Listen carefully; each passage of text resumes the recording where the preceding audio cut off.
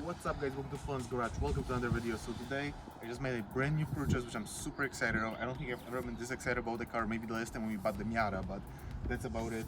And then all we're really gonna do today, we have some extra parts for it, not too many, but I just want to make a quick walk around to show you what conditions the car is. Obviously nothing perfect. I picked it up for $3,500, so it's a 1970 Pontiac Fury, Plymouth Fury, sorry. So for that price, there's literally none of them for sale. So let's come with me, let's walk around and start looking and show you everything wrong with the car. So one of the main reasons why I purchased this car is because just the camera operator today, if you want to show the front, how beautiful the front of this car is. So the 1970, 1960, 1970 with those headlights that are not hideaway headlights, it reminds me of like a Plymouth Roadrunners. That's why I always wanted one of those body style, all this squarey and this long hood, long rear end to their cars. I love this look of them. So finishing outright with the bed, as you can see in the Plymouth, it's missing the M, but I have it. So we're gonna be doing all of this in chrome again. I don't know why someone spray painted it, but we're gonna be removing this and then painting it all chrome essentially. And that's really about it. So the car is a 1970, obviously it was either in the accident or it had some like body damage and stuff like this. There's a lot of Bondo in the car, but the Bondo is not extremely big in most spaces. So if you really look, it's really hard to Bondo a car like this because the body lines are so huge. Like, just for example, to show the quarter panel, if you want to like move a little bit farther, I cannot stretch myself, touch the quarter panel. That's how low the quarter panel is. So you can see they're supposed to be trimmed. There's all the holes for the trim. Yeah, this is where the Bondo is cracked. This is the most, I think, where the Bondo is. But you can see there's holes for the trim. We have most of the trim, not all of it. Yes, that's the gas trim. Now you can see my gas. No, but we don't really have. We have one missing trim for the side, the huge ones, and we're missing trim one of the 4 pieces on the rear window. So we're going to, we're probably going to put a pinstripe all around the sides. Yeah, so if you guys complain about the not hearing what I'm saying, it's Justin walking around the car and running away with my microphone. But yeah, that's what let's take a look on the interior. Also, this is the holes. I don't know if Justin showed them or not, but we're gonna probably be covering them by using pinstripe to like nice chrome pinstripe to like break the lines because the lines are so huge on this car and just make it look a little bit better. Let me invite you inside. So you can see at some point the what do they call the bottoms of the seats were redone, and then someone redone them cheaply. There's no like, they're just basic. They look like just piece of piece of material just stitched together. And then the backing of the driver's seat obviously has to be redone. The dash is all cracked up, but we're gonna get some sort of cover for this. Justin, you're a terrible job. You're doing a terrible job of being a cameraman. Either way. The car is the star, not you. The car is the star, but people cannot hear what I'm trying to tell them. If you wanna show the, let's move the seat backwards. So the guy had dog. He used this car literally just for driving his dog to the doggy park. He had a husky, really cute dog, but you can see he left so much hair on the floor. So the carpet is messed up either way. So what I'm probably going to do, just get like a carpet kit. They're like $250 for the whole carpet kit. And this way, the interior is gonna really bring more joy to be inside. And for like $280, you can get the dash covers. They're essentially like plastic, they're PCV or whatever they're called, but they flip right. They sit right over the original dash. So what you do, you just send the dash flat to make it fit properly, and then glue the plastic on. So this way, all the cracks are gonna be gone. The steering wheel, if you wanna show the steering wheel, as you guys can see, there's a missing triangle. But if you wanna, just from the middle of the steering wheel, if you wanna show it right here, we have it. This is gonna be another video. The dome light, I just reinstalled the dome light because the guy gave us the dome light. He drove for like 3 hours just to pick this dome light out, but it's working, as you can see. Also, the headliner was redone, so that's awesome because I've never done a headliner. I don't want to mess with it. I hate doing stuff like this, so I'm really happy about that. You can see the door panel on the front, and it's missing, or it's not missing, the actual part where you put your arm. It's hanging down, as well as from the back. So the door sides have to be taken off the car and just screw this thing back on. That's it. But this is gonna be all for another video. There's some other stuff like all those cracks. There's not really much I can do about it until just replacing them or redoing them. I'm going to, let's also show the trunk. So the trunk, it's huge. You could put like 3 dead bodies inside of this trunk. The only issue is the locks are not working, so we have to do a very ghetto way to open it. But this is the trim that we have. Some of it we're probably not even gonna use it. I'm probably gonna try to resell it or whatever once I get the pinstripe. We don't have the spare tire, sadly, but what we got is brand new valve cover gaskets, brand new exhaust gaskets, because we'll start it up in a second. You're gonna hear what the car sounds like. It's leaking from the gasket, so we have a set of brand new ones right here, and brand new valve cover gaskets, as well as those beautiful, I'm gonna try to clean them up and repolish them so they're as shiny as possible, chrome valve covers. They just look gorgeous. I cannot wait to put them on. We're gonna make another video, and probably gonna put everything on the same video. And yeah, the trunk is huge. As you can see, there's some rust. You can see there's some rust holes, but this is 1970. This is a 51-year-old car that never was really restored. It was repainted. That's about it. So it's still pretty good for how old it is. But let's move on to the hood. All right, now that we're in the front of the car again, once again, this beautiful front end. If you just want to show it one more time, because everyone needs to see this front end, how gorgeous it is. So the M, as I said, we're gonna be putting it on the next video as well. We're gonna be doing all this in silver or chrome to make it look nice. And the hood, it's, you know, old school way. So you have a hinge outside.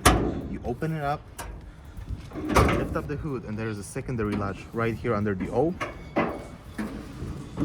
There we go. You open it up. Just before we start talking about the engine, or whatever, this is something really cool to show. This is from the era. We sadly don't have a key for it. I wish I would have the key for it. We don't have the key. But this part of the chain we screwed in or bolted in right here. So in the era, and you know, the gas crisis and everything.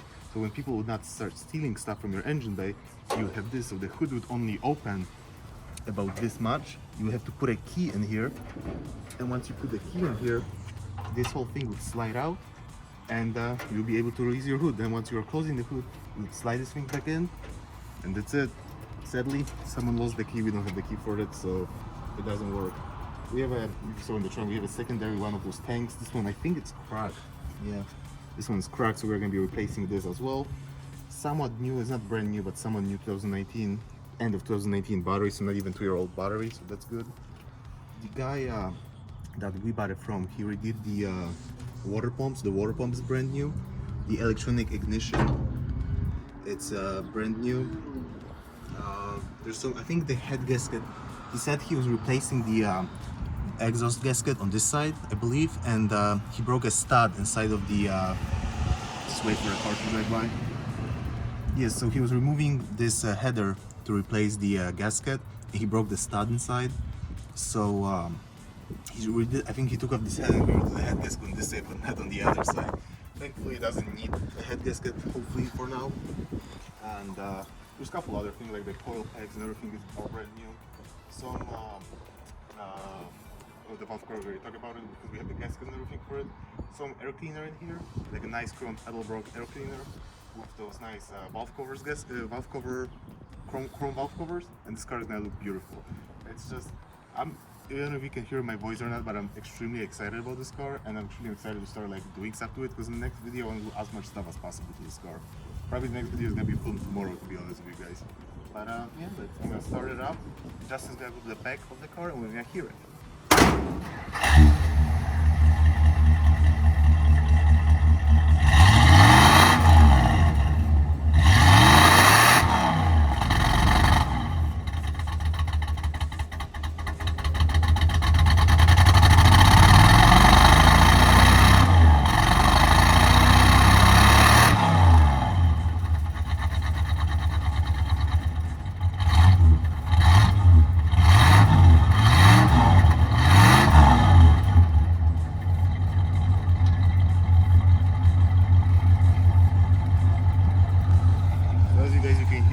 Doesn't sound very amazing. It's a single pipe. I don't know, Justin as a camera guy right here got sprayed by some fumes or some old gas. I don't know that, but it doesn't sound amazing. But we need to put some sort of exhaust on it. It's got nice rumble in the back, but once you drive it inside, it's very loud because of the gasket leaking. So that's gonna have to be fixed.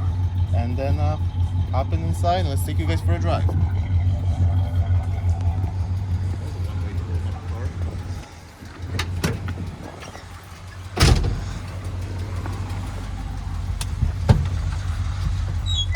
So we have the option of seat belts in this car.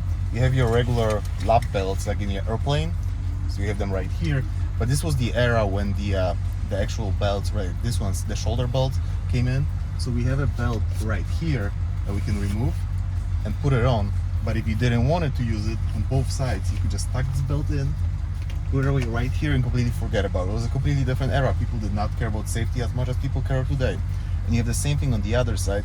And also, it's the 1970 once again. There's no seat belts in the back. So the back seat doesn't get any seat belts.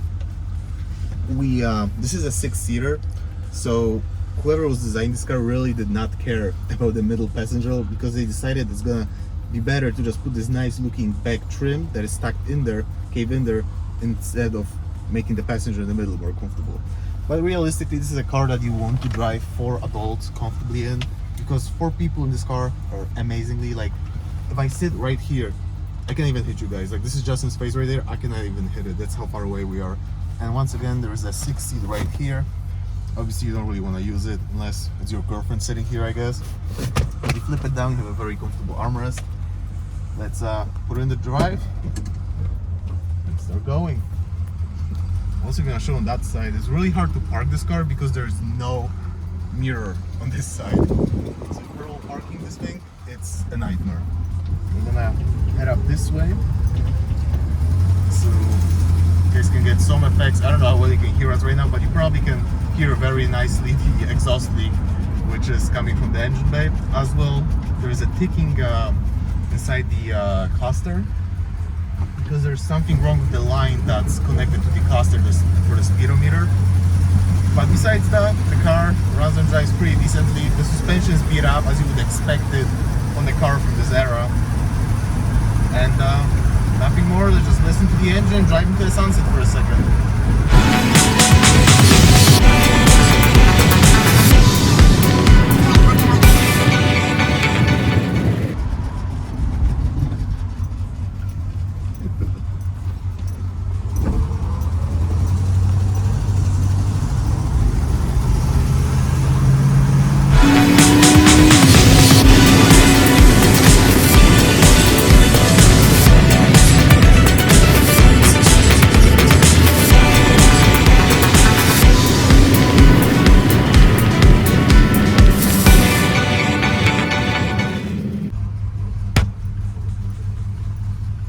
As you guys can see, the car runs and drives pretty decently, knock on fake wood.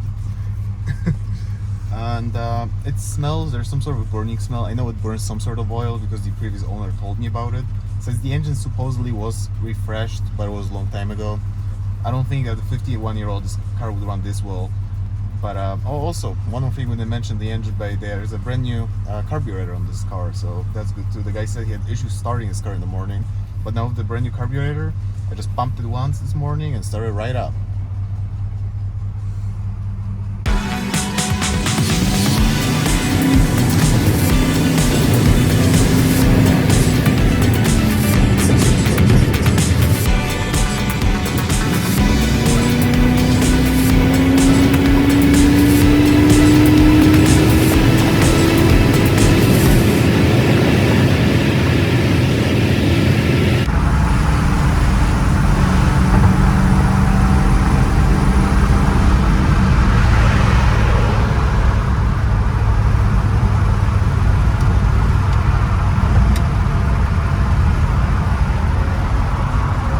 Yeah, that was a little bit too crazy for those brakes. They're probably at least 20 years old. But we didn't die at least, so that's good.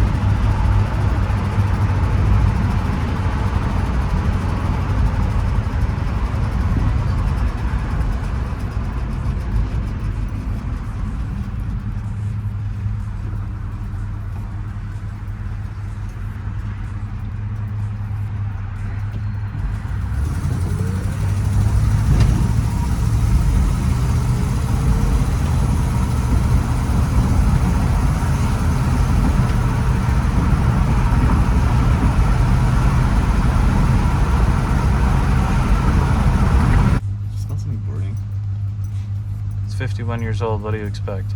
Either way. So this is it for this video, guys. And then I'm gonna take a couple shots from the outside too for like some nice b-roll. Hopefully it turns out nicely. And the next video we're going to be fixing this car up and hopefully a lot of stuff can be done. There's not gonna be a huge amount of stuff, but like as much as we can, because I want to make this car looking as good as possible and be safe to drive as well. So And not ghetto. and not ghetto too. Yeah, let's make it nice this time. Let's not make the mistakes from the El Camino that we made a couple years ago. So And the Miata. but the Miata was pretty nice. And the van. The van actually turned out really nicely. Yeah. So I don't know what you're saying about the van, but yeah. The blue Mercury where you're smacking on it at 12 at night. That was Spencer.